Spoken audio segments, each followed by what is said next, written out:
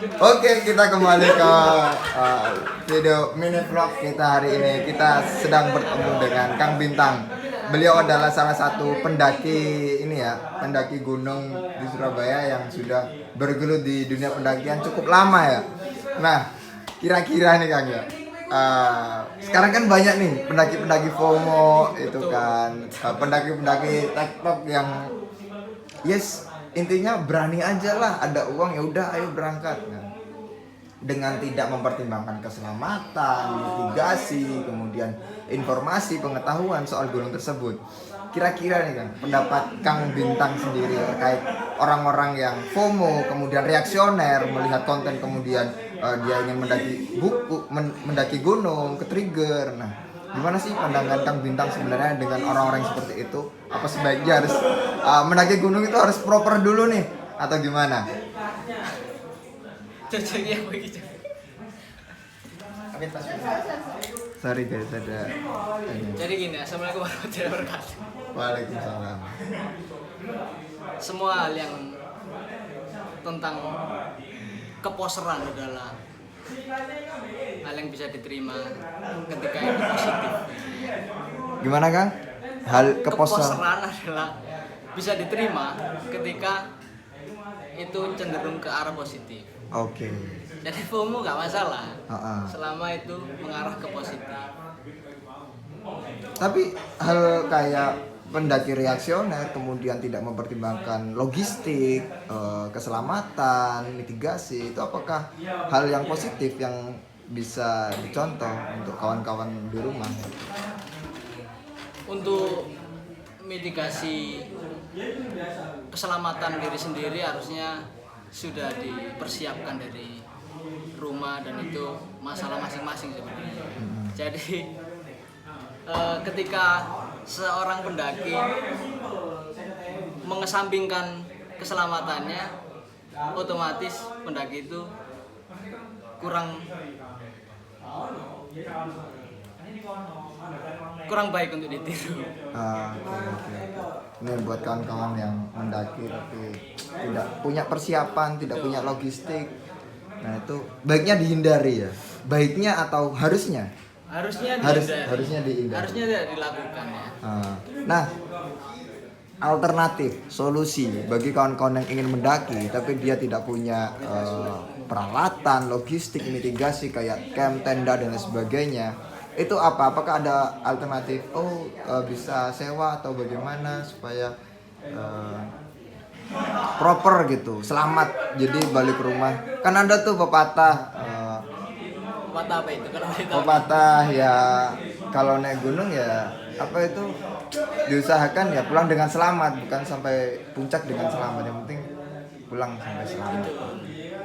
Untuk peralatan mungkin bisa menyewa ya, untuk memangkas biaya-biaya yang tidak diperlukan. Mungkin diperlukan, cuman dalam beberapa kasus kayak tenda mungkin. Kan kalau si pendaki ini tidak sering-sering, mungkin bisa lebih baik menyewa daripada harus membeli yang dengan harga yang cukup mahal ya. Ya benar.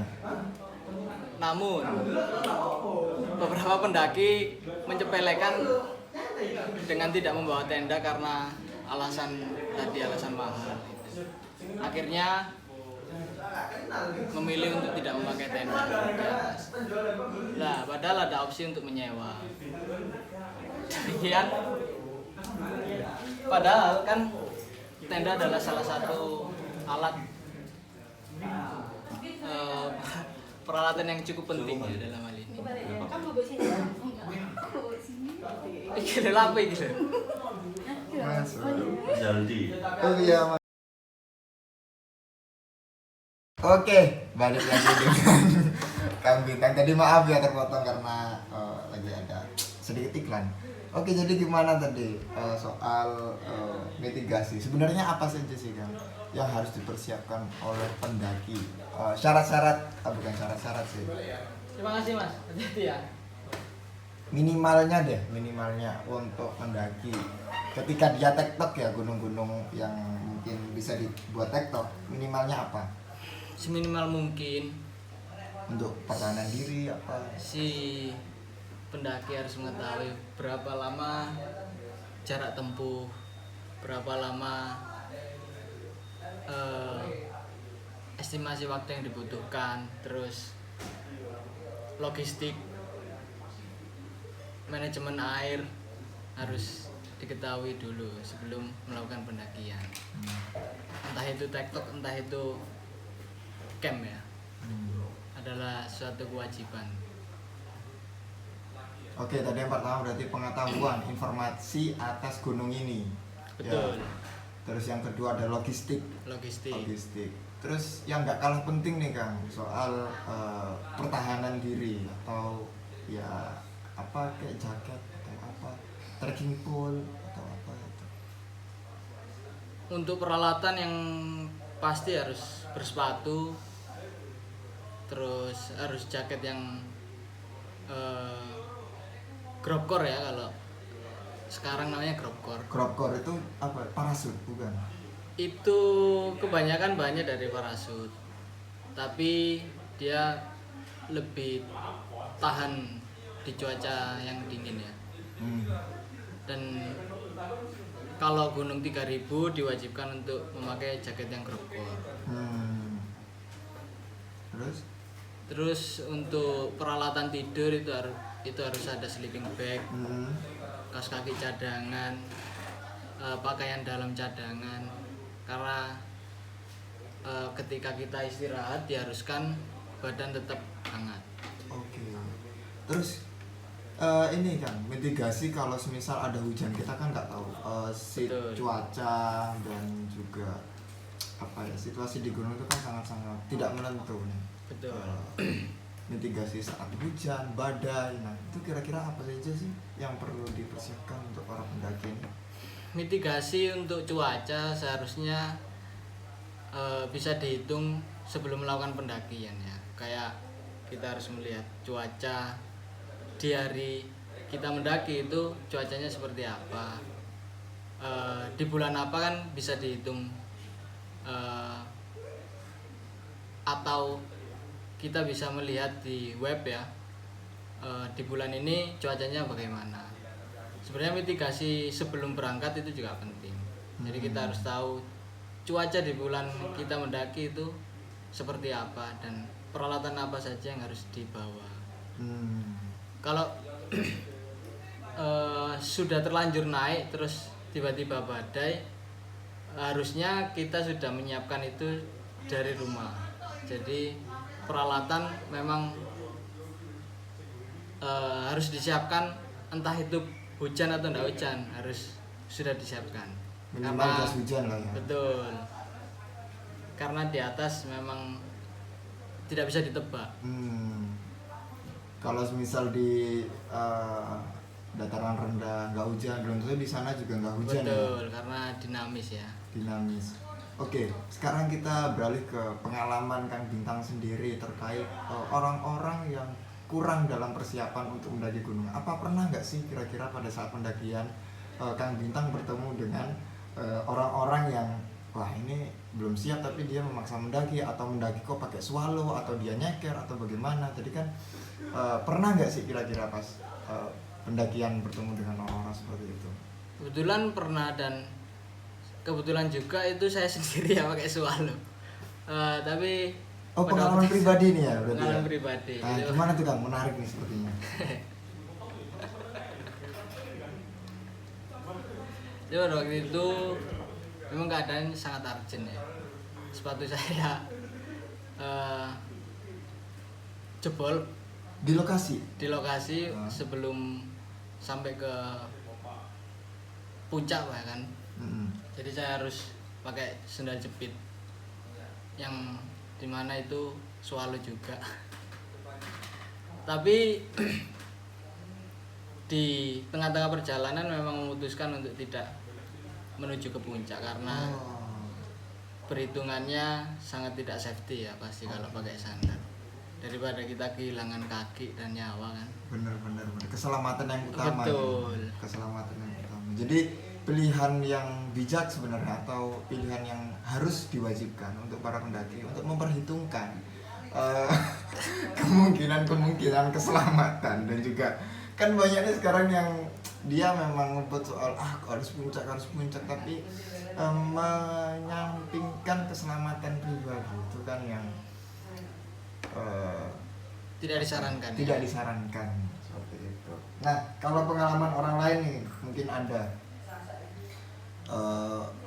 sampai hipo atau gimana gitu, pernah nggak pada saat pendakian? Pernah. Kebetulan itu teman saya sendiri di satu rombongan.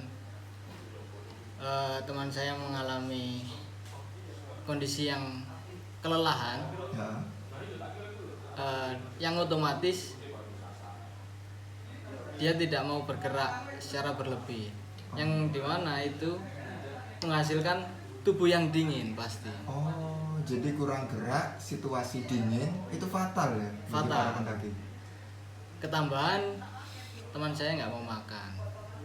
Jadi pada waktu itu saya harus menyuapi teman saya ya, dengan sedikit memaksa karena itu sebuah mitigasi keamanan dan keselamatan tentunya. Oke.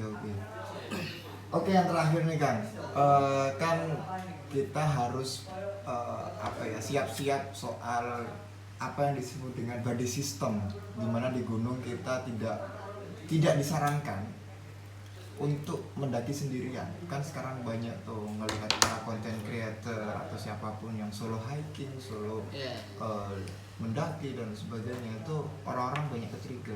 Nah, seberapa penting sih sebenarnya body system itu? Body system itu seberapa penting sih? Minimal pendakian itu berapa orang gitu loh. Dan seberapa penting body system? Coba backup.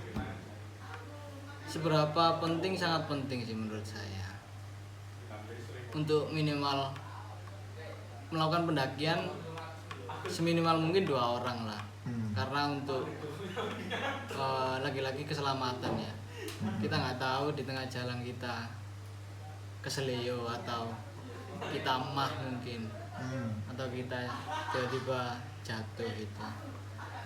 Seenggaknya kita punya backup teman kita sendiri. Jadi untuk mendaki sendirian atau solo hiking, kalau tidak benar-benar punya pengalaman yang lebih, sangat tidak disarankan. Oke. Tapi belum pernah ya solo hiking gitu, eksperimen gitu? Pernah, cuman bukan solo juga karena saya ketemuan di puncak. Jadi berangkatnya sendiri-sendiri. Sama teman atau? Sama teman. Oh, mendaki sendiri-sendiri kemudian di puncak Ketemu di dengan puncak. kawan. Iya. Oke. Mungkin itu saja mini vlog kita hari ini, karena harus banyak nih yang digali dari Kang Bintang sebagai Gitu pendaki. ya. Istilahnya kita sebut dengan agung, anak gunung. Ahut-ahut. Udah berapa tahun kira-kira mendaki? Mulai tahun berapa? Saya dari tahun kemarin kebetulan. Masih dari tahun kemarin. Serius dong Kang, ini buat para viewers biar tahu. 2015. Melalang buana menyusuri hutan sudah lebih dari 11 tahun nih kawan-kawan. Kita harus mendaki lebih dalam bagaimana cerita-cerita dan mungkin ada pengalaman horor dari Kang Bintang. Oke, sekian vlog kali ini, bye.